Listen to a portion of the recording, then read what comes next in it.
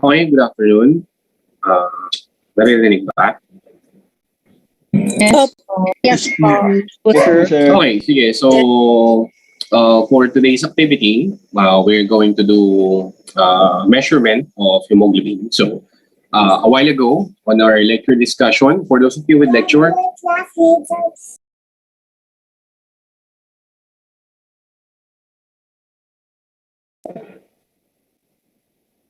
so we've learned a while ago about hemoglobin structure, functions, components, right? So, this afternoon would be allotted for the measurement of hemoglobin. But just a short recall again, when you deal with hemoglobin, again, it's the important component, important protein component of RBCs, which allows them to carry and transport out oxygen.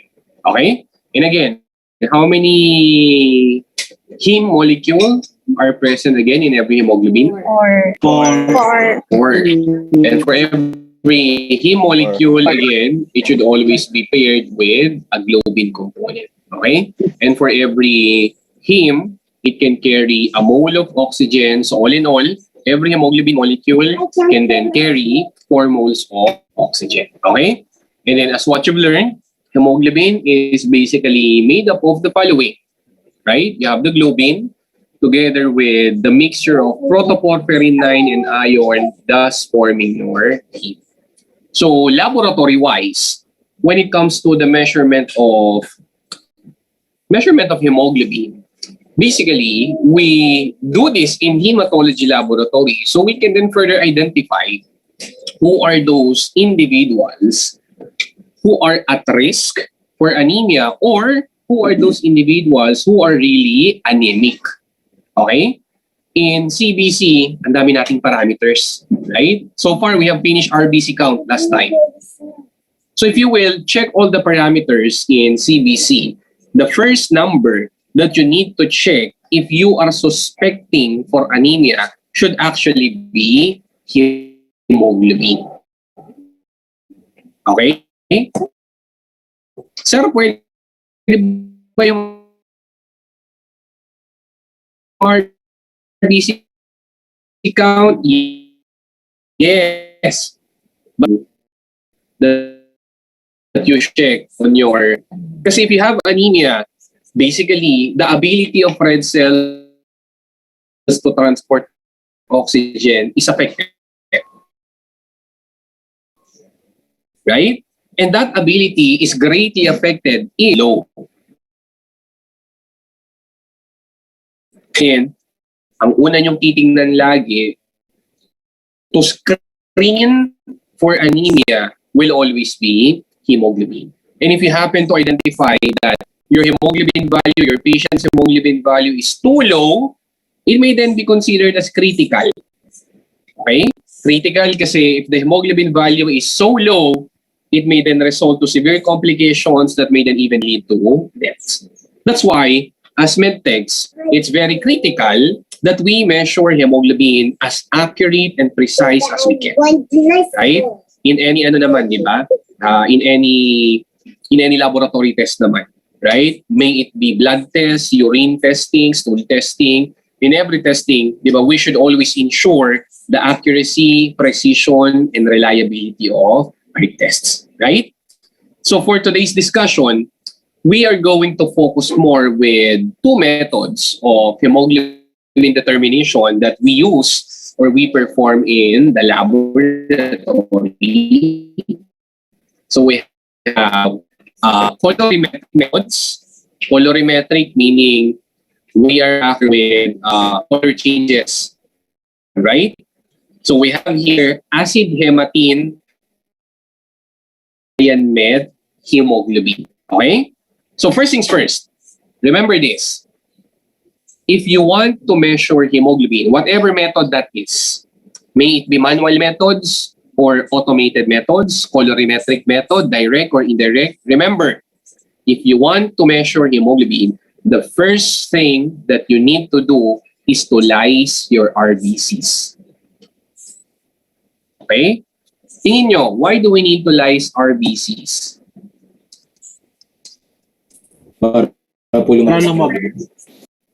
para lumabas si hemoglobin. Tama? Kaya in essence, okay? In essence, if you will be using an automated analyzer, you have two separate ways for RBC count and hemoglobin measurement. Okay? A portion of the blood goes for RBC counting and a portion goes for hemoglobin measurement. Kasi if you will do both of them at the same time, it's impossible. Tama? It's impossible. Kasi for you to be able to count RBCs, make sure that they are not lysed. If you want to count hemoglobin, you need to make sure that red cells are lysed. Tama?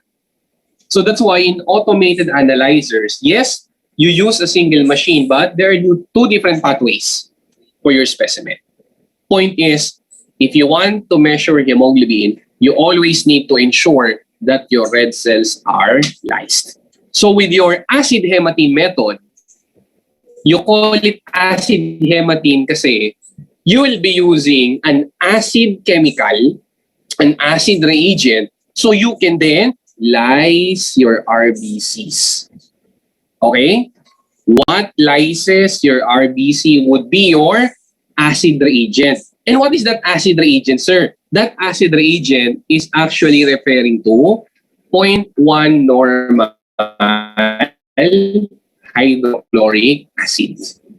Okay? That will then later on lyse your RBC. And if we have acid, dagdag ko na ha, meron din naman tayong alkali. Alkali hematine, which uses an alkaline solution.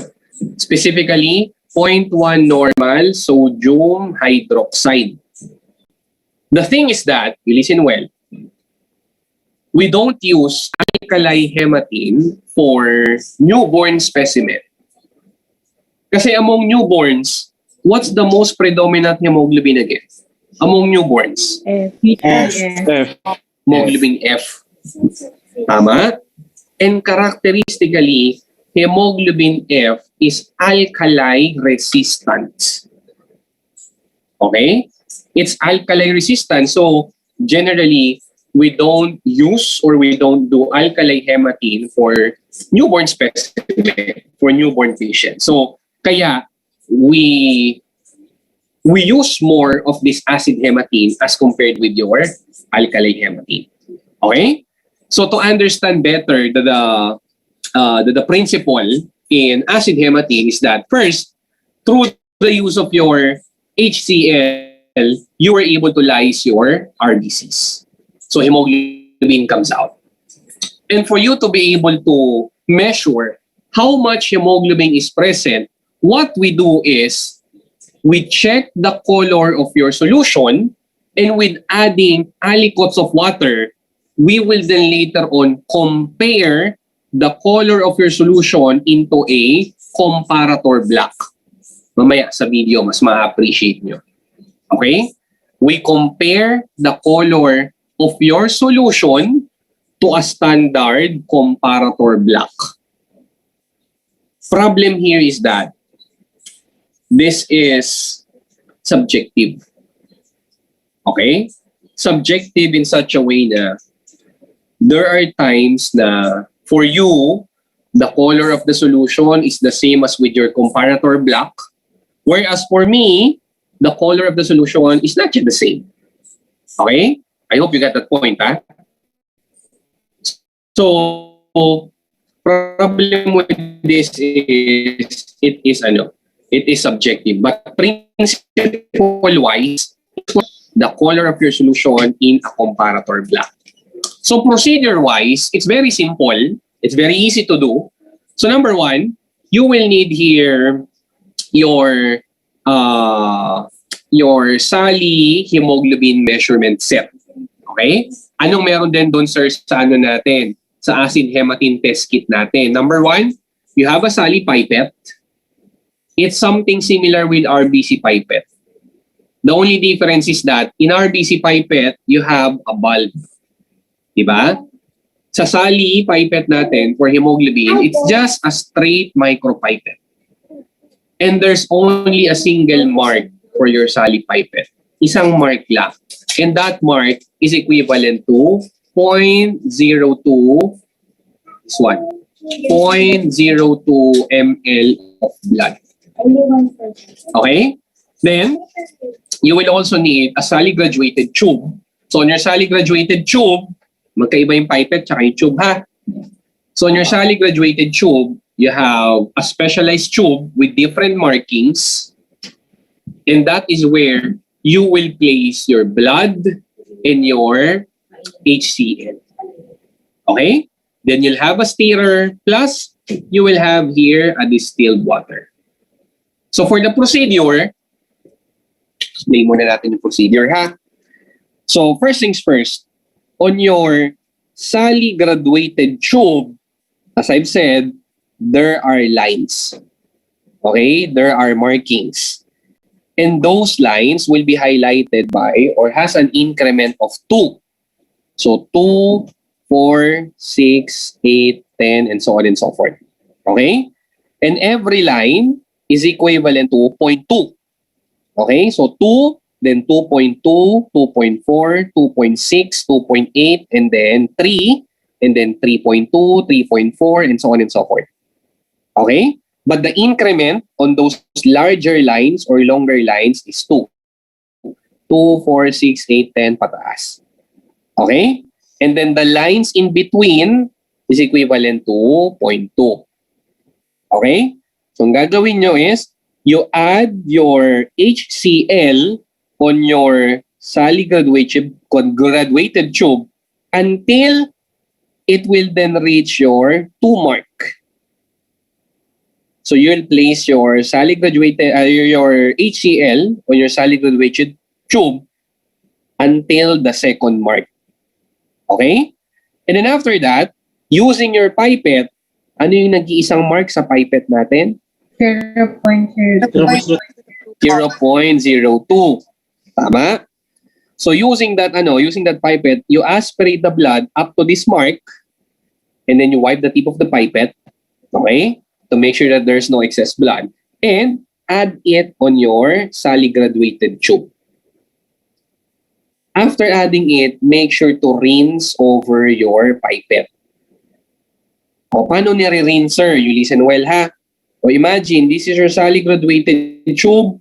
You have now HCl and you now have your blood. It's already mixed up. This is now your pipette. What you need to do is, you need to rinse your pipette. How to rinse your pipette, sir? Aspirate the solution and then you blow it out. Aspirate the solution again, then you blow it out. So parang binabanlawan nyo yung pipette using your mixture. Nakuha? You aspirate the solution, magkasama na sila, right? You aspirate and then you blow it out. You aspirate and then you blow it out. Did you get that? Yes po. Then after that, you just need to stand it for 5 minutes. And then after 5 minutes, this is your comparator block. You place your sally-graduated tube, and after 5 minutes, check the color of your solution on your comparator block. Ito yung may kulay. Okay? Sir, I believe that the color of my solution is not yet the same as with my comparator block. What should I do, sir? Add a drop of distilled water on your solution. Okay? Add a drop of blood and then you mix it. After mixing, check the color again. If you think that the color still is not yet the same, repeat the procedure. Add another drop of blood, add another drop of water, and then you mix it. So you just repeatedly add a drop of distilled water until the solution, the color of the solution is the same as with your comparator block. Okay? Sir, pareho na po sila. Pareho na po yung kulay nila. I think they're the same. So using the lines on your graduated tube, just check the end point on when your solution reach whatever line that is. And that will then be your equivalent hemoglobin value. Nakuha ba? Yes po. Yes po. Sige, mamaya, para mas ma-appreciate natin, let's just watch the video later. Okay? Then, the other one, this is a better way of measuring hemoglobin kasi it eliminates subjectivity. Okay? And take note, of all parameters in CBC, this is the only standard that we consider. Siya lang yung merong standard. Okay? So with cyan-methemoglobin, it is known as hemoglobin cyanide, and this is an indirect colorimetric measurement of hemoglobin wherein you measure the absorbance of your solution to know its equivalent hemoglobin value. So meaning, nakagamit na ba kayo ng spectro? Hindi pa po. If I may ask, nakagamit na kayo ng spectro? Hindi pa po. Ay, hindi pa. Okay. So basically, you'll be using here a spectrophotometer. And what's good about cyan-methemoglobin is that since it is considered as a standard, whether it is manually or automatedly performed, it is widely acceptable. Yung mga machines natin for CBC, they employ cyan-methemoglobin principle. Okay? And what you do with cyan-methemoglobin is that it's like an aliquot of blood is mixed with your reagent.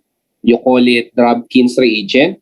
And then hemoglobin later on is converted to cyan-methemoglobin.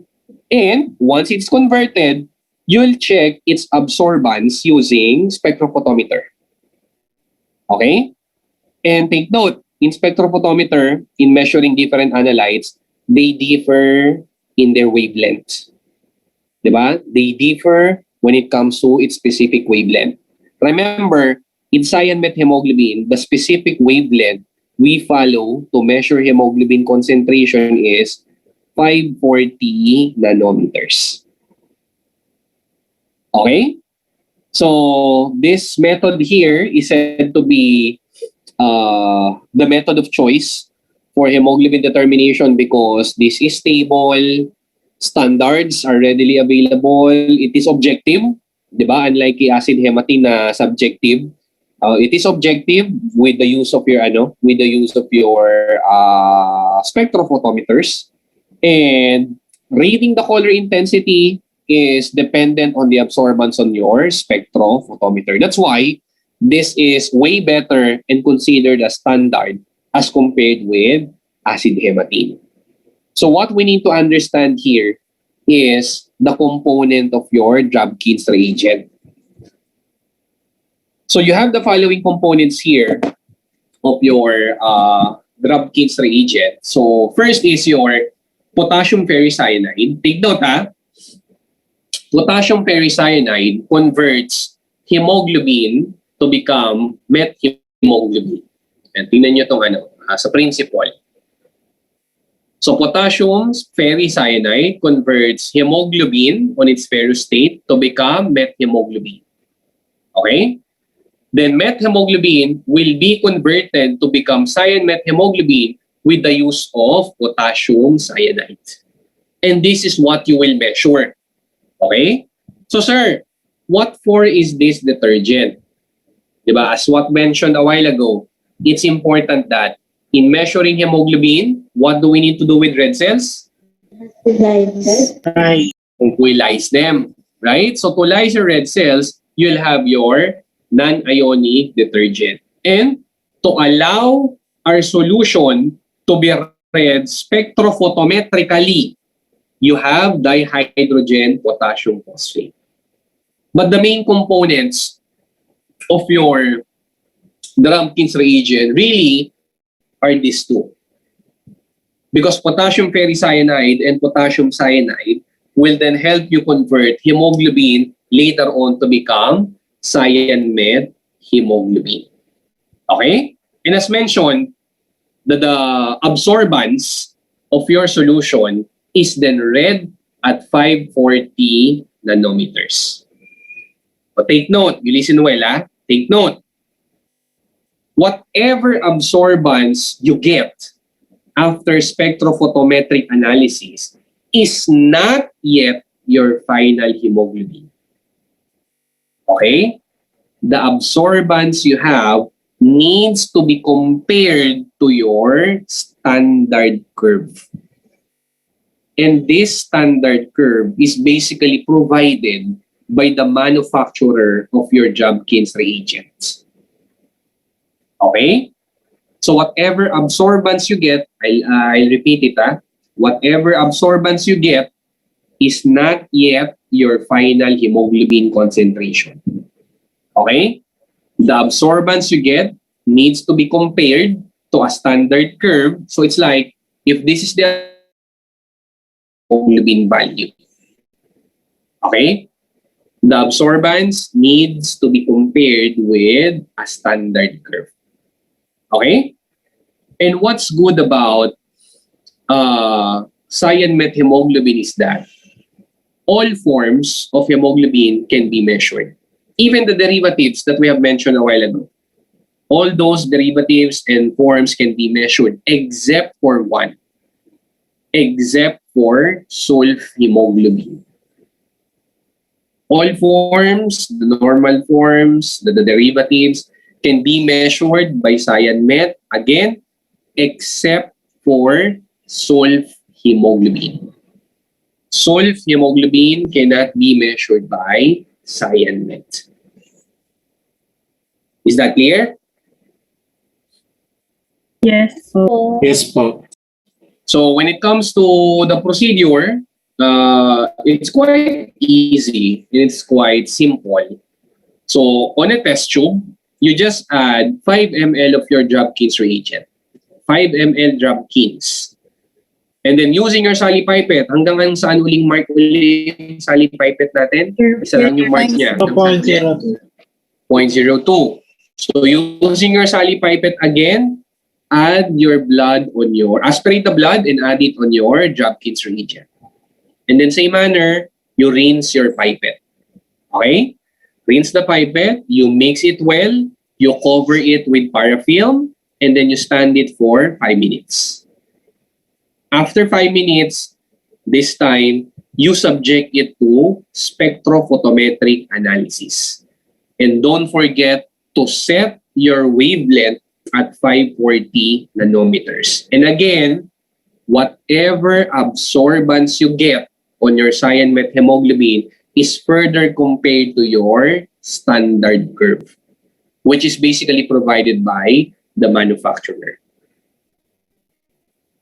So whether it's manual or automated method, again, ang ginagamit natin is cyan-met.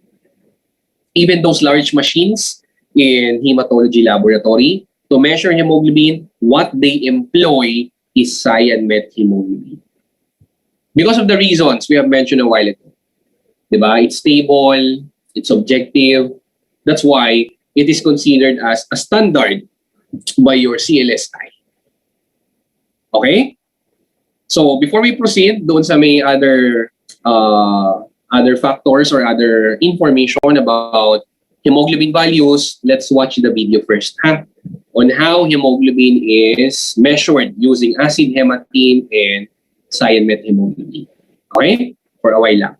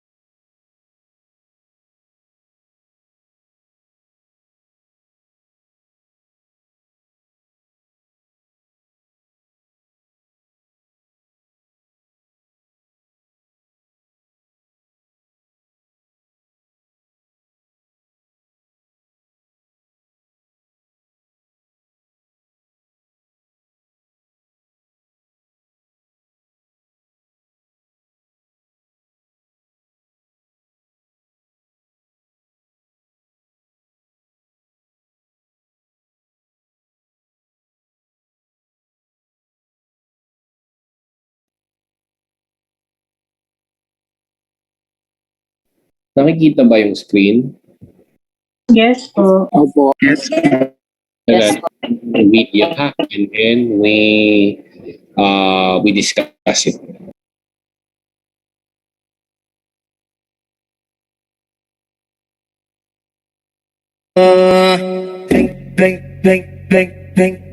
Vem sentando, vem fudendo, vem sentando,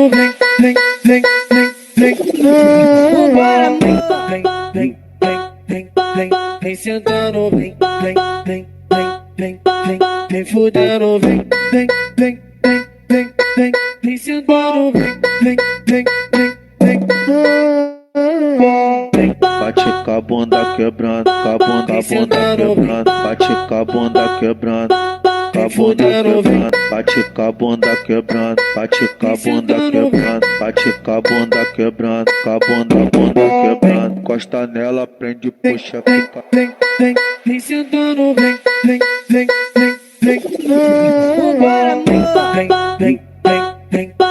sentando, vem fudendo, vem sentando, Bate com a bunda quebrando, com a bunda quebrando, bate com a bunda quebrando, com a bunda quebrando, bate com a bunda quebrando, bate com a bunda quebrando, bate com a bunda quebrando, com a bunda quebrando, encosta nela, prende, puxa, fica.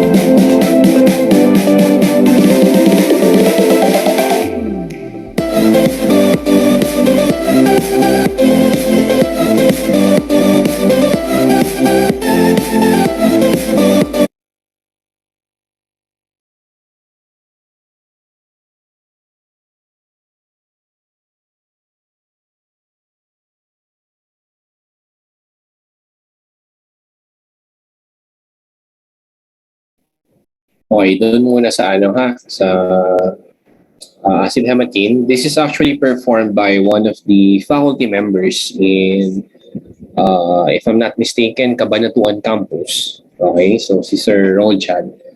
So with your acid hematin, as what you've seen on this video, naririnig ba ako? Yes po. Yes po. Okay, so ayan, as what you've seen in this video, first, you need to add HCl on your, this is your sally graduated tube. Yan, ito yung sally graduated tube natin. Okay? So you just need to add HCl up to the 2 mark, di ba, yung yellow lines, 2 mark. And then after that, using your sally pipette, you aspirate the blood, and then you add it on your graduated tube containing your HCl. Okay? And then after that, so you add HCl, and then you aspirate the blood, and then add it on your pipette. And again, do not forget to rinse your pipette. Okay? Just aspirate and blow it. Aspirate and blow. Okay? Then, as you see, as you mix it, ayan, kung makikita nyo, the color of the solution turns brown. Turns brown, indicating that your red cells have been lysed. Okay? Kaya siya naging color brown. Because of that acid solution, the red cells have been lysed. Okay? Then you will then stand it for a couple of minutes, roughly around 5 minutes. And then after, you add aliquots of water. Ayan, you add a drop of water, and then you check the color of the solution. And ito yung comparator black that I am mentioning a while ago. Okay, that is where you will compare the color of your solution. Okay? Yan, so just add a drop of water and then you check the color. So it's subjective kasi sometimes sa'yo pareho na pero sa iba hindi pa. Okay? And then after that, after you think that the color is the same, you just check the number or just check the graduations, the lines on your sally graduated tube, and that tells you the hemoglobin concentration. Okay? Then when it comes to cyan hemoglobin naman, it's very basic, it's very simple. So on your drop gas reagent, you just add your blood. So you can use your sally pipette, or on this case, they have made use of an automatic pipette. Just make sure lang na 0.02 ml pa rin siya, ha? Yung equivalent kahit automatic pipette. But automatic pipette or sally pipette will do. Then after that, you just mix it. You allow it for a couple of minutes, at least 5 minutes. And then you just read it spectrophotometrically. That's it. And again, ilang wavelength ulit, ilang nanometers yung kailangan natin. 540 nanometers. Right? And again, whatever absorbance you have, let's say this is your absorbance. That's already your absorbance. Whatever absorbance you have, again, you compare it to your standard curve. Okay? Dito lang sa video, hindi ko na isasama, ha? Pero dito sa video, there are certain computations, but it's just your Are you familiar with Beer-Lambert's law? Familiar ba kayo doon sa spectro? Diniscuss nyo na yan for sure sa Hema 1 ninyo. The concentration of the unknown is directly proportional to the absorbance and inversely proportional to its transmittance. Tama? Naalala ba?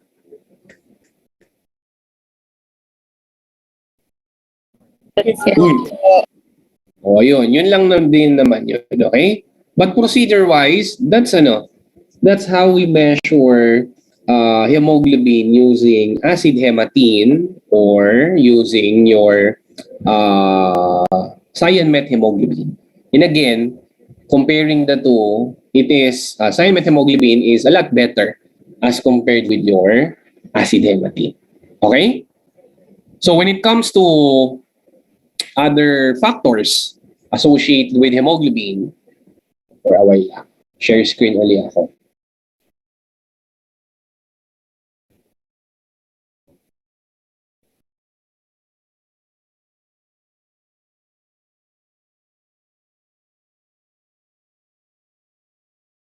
O, ayan.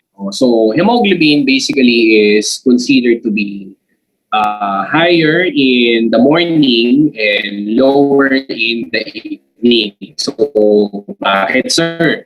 It's because during the day, that is when we are physically active. So, if we are physically active, our tissues will require more oxygen. Right? It's lower at night kasi at night we should be resting. So there will be less requirement for oxygen among our tissues. Okay? And then, it's used to screen for anemia and may detect RBC problems. And take note of this. Ito, yung binold ko rito. Hemoglobin usually is higher if you are living in high altitude areas. O say for example, Baguio. Yan, siguro yung iba sa inyo rito nakapunta na ng Baguio or marami sa inyo nakapunta na ng Baguio. 'Di ba? In Baguio, 'di ba? It's high altitude. Kaya if you will notice yung mga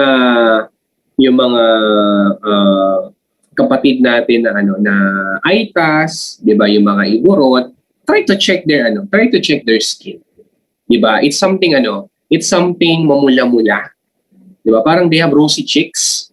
Right? Their skin may be a bit darker compared to others, pero their skin is a bit rosy. Kasi if you are living in a high altitude area, tendency is that the oxygen level is thin. It's very low. So what your body will do is to compensate.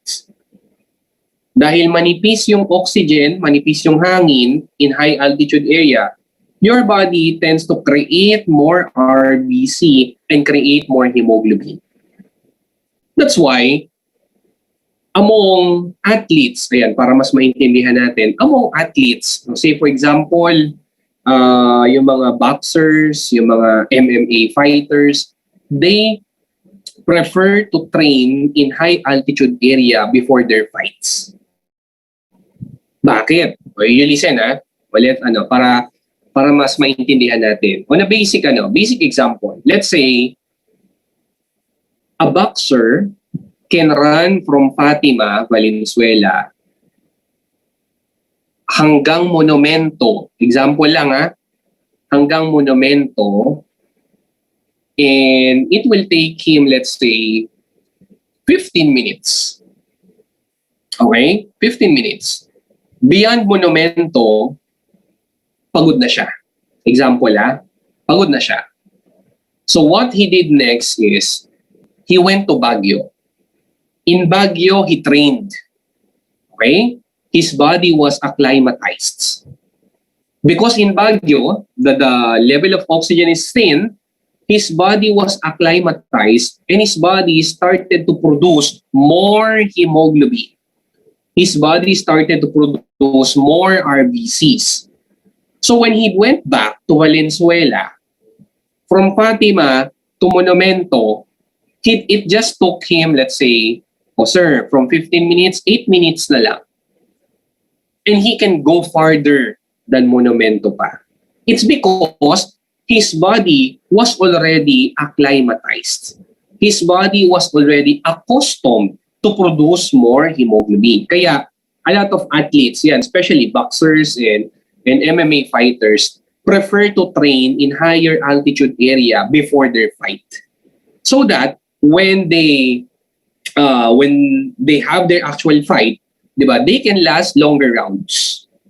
Diba, kunyari, without training, the boxer can last to up to 8 rounds lang. But after training in high altitude area, he can now last up to 12 rounds. Okay?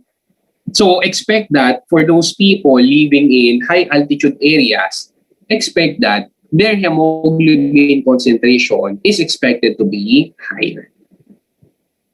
Nakuha ba yun? Yes po. Yes po. Naintindihan ba yun? Hopefully, hopefully the example is clear. Okay ba? Sige nga, let's see kung gising pa kayo. Thumbs up nga.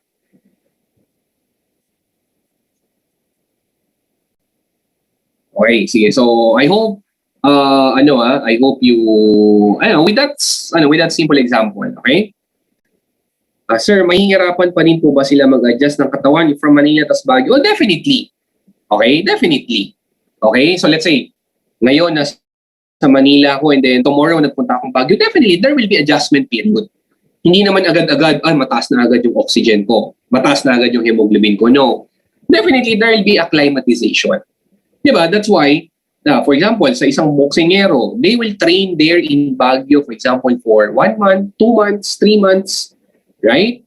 Yeah, doon sa nag-comment, parang yes, it's true. It's like they are strengthening their cardio, diba? Strengthening their stamina because your marrow, your body is being acclimatized to produce more red cells containing more hemoglobin. Kasi that's the compensation mechanism. Konti yung oxygen, anong gagawin ko? Gagawa ako ng maraming hemoglobin. Gagawa ako ng maraming RBCs. Clear na ba? Nakuha? Yes po. Yes. Okay. Then, it will also be elevated in cases of muscular activity since you are utilizing energy, you're utilizing oxygen. So tendency is expect your hemoglobin to be a bit higher. So generally, listed here are conditions wherein your hemoglobin values tend to be low. Yan, kadalasan in cases of anemia. Blood loss, anemia, B12 deficiency, B6 deficiency, then it will lead to decreased hemoglobin synthesis. Okay? Then it will be high in cases of thalassemia, wherein you have lyse your RBCs kasi you might wonder, sir, di ba dyan hindi ako nagsisynthesize ng hemoglobin? Yes, but because of such conditions, your red cells are then easily susceptible to lysis. That's why, mabilis lumalabas and tumataas yung hemoglobin values natin. Okay? And then comparing men and women, obviously, among us men, hemoglobin value is higher, 13 to 18 grams per DL, grams per deciliter. And for women, it's lower because of body mass, because of the number of red cells, and because of menstruation. Okay?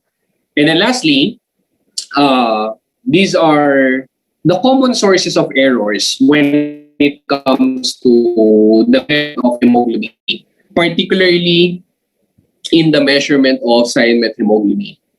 Remember that your cyan-met hemoglobin reagent, your Drabkin's reagent, is light sensitive. That's why, in the laboratory, we store it in an amber bottle, yung mga brown bottle. Kasi once it's exposed to light, nadidisintegrate yung component ng WB, ng Drabkin's reagent natin. Okay? Then, high WBC count or high platelet count can cause turbidity. Remember, we are after with absorbance and transmittance of light. Right? So, the more turbid your solution is, what will be your absorbance? Will it be higher or lower? If the solution is turbid? No. Lower po, sir. Absorbance. High po, sir. It will be higher. Di ba, mas turbid, mas maraming na-absorb na light. Tama? And the higher the absorbance is, it then makes your hemoglobin falsely elevated.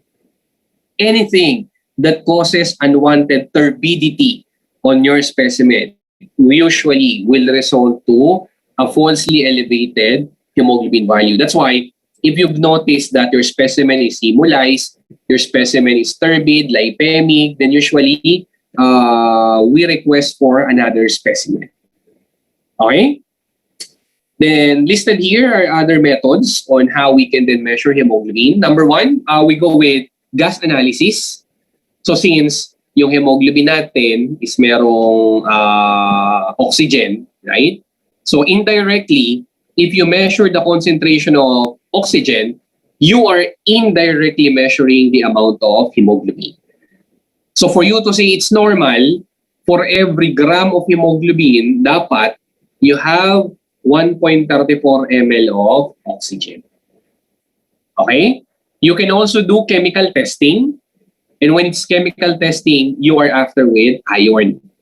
Kasi that's a big, di ba? That's a portion of your hemoglobin that binds oxygen. So for every gram of hemoglobin daw, for you to say that your hemoglobin concentration is normal, you should have around 3.47 milligrams of iron. And then lastly, ito, if I may ask, nakapag-donate na ba kayo ng blood? Yes. Outside the hospital? Outside the hospital. Di ba, sir?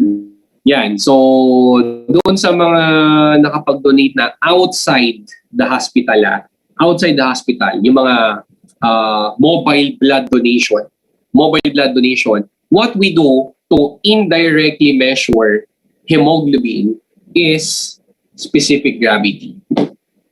Specific gravity using copper sulfate. So, for example, this is your beaker with copper sulfate. Usually, we make use of 30 ml container. 30 ml copper sulfate solution. And for every 30 ml, by the numbers, you can have 25 testing. So simple lang naman yung ginagawa natin. In specific gravity method, using your copper sulfate, all you need to do is you add a drop of blood from your patient's blood. Okay? If that drop of blood sinks and reach the bottom of your beaker within 15 seconds, within 15 seconds, indirectly or approximately, your patient has normal hemoglobin. The heavier the blood is, approximately, your hemoglobin is normal. But if you drop the blood and it does not sink and did not reach the bottom of your beaker within 15 seconds, more than 15 seconds pa, approximately the hemoglobin of that donor is low. Kaya if it will not sink within 15 seconds, usually, we reject the blood donor. Yes, yan yung blue color solution dun sa nag-message. Yung copper sulfate. Ayan pala, nagawa nyo pala sa MLSP. Dun sa nag-message. Nagawa nyo na pala. Yan yun. Okay? Indirectly, you are measuring hemoglobin. But take note, that is just an approximation. Okay? It will not give you any values or any numbers. It's just an approximation that your hemoglobin concentration is normal. If it sinks within 15 seconds. And good. Nagawa niyo na pala sa MLSP class niyo. Yan, usually we do it in blood bank. We do it in blood bank, especially for blood donation.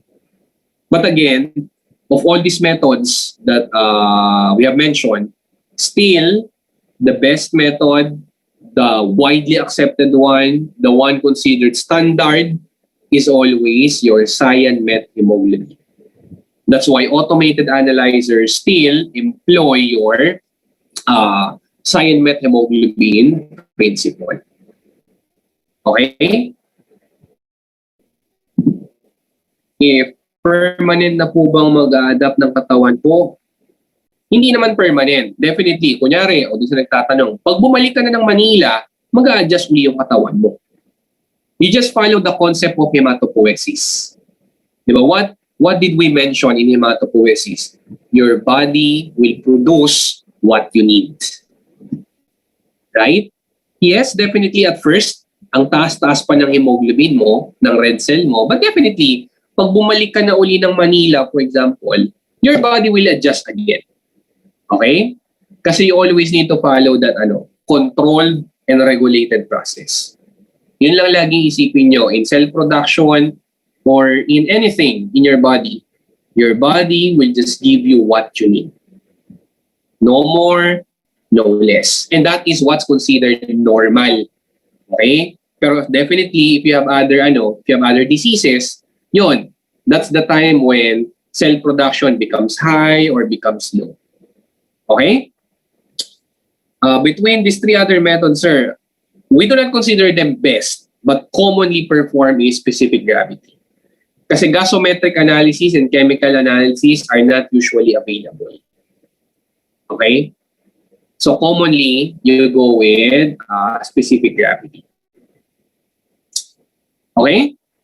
So with that, by next week, so hemoglobin tayo ngayon. Next week, ang pag-uusapan naman natin sa lab is hematocrit.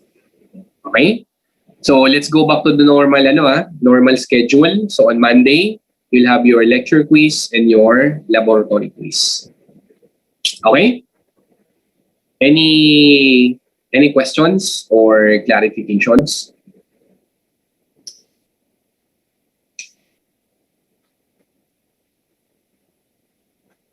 Sa automated analyzer po ba, dalawang tube dadaan? Okay, meron lang siya sige, para maliwanag ha. Doon sa automated machine natin, kunyari, ito yung machine nyo, sa loob niyan, meron lang iba't ibang portions.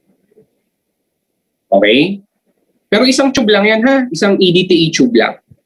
Isang EDTA tube lang. And then, your machine will aspirate the blood and it will go to different system, to different pathways.